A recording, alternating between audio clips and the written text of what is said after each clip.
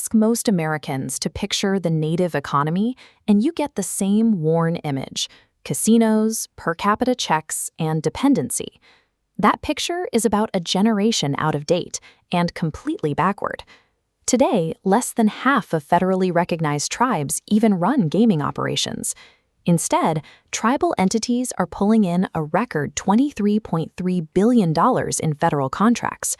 Cherokee and Choctaw companies are building military munitions and missile defense systems. Tribal enterprises are engineering hardware that supports crewed launches into low Earth orbit. And that scale extends far beyond the defense sector. Native nations are reclaiming the food chain, restoring massive buffalo herds, and operating their own USDA-inspected meatpacking plants. They are leveraging multi-billion-dollar gas portfolios into sprawling utility-scale solar grids. And in Anchorage, an Alaska Native-run health system cut house bill admissions in half, becoming the only healthcare organization in the country to win the Malcolm Baldrige National Quality Award twice. That capital has also spilled directly into the global consumer market.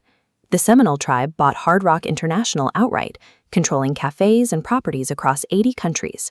The San Manuel Band bought the Palms, becoming the first tribe to own and operate a resort in the Las Vegas market.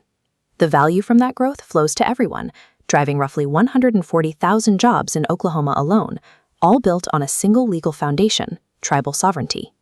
But in 2025 and 2026, Washington begins pulling at that foundation, threatening to dismantle the engine itself. Sudden federal contracting crackdowns, devastating budget cuts, and multi-billion-dollar grant freezes. This is a massive economic force that the entire country stands to lose, and most of America never even knew it was there.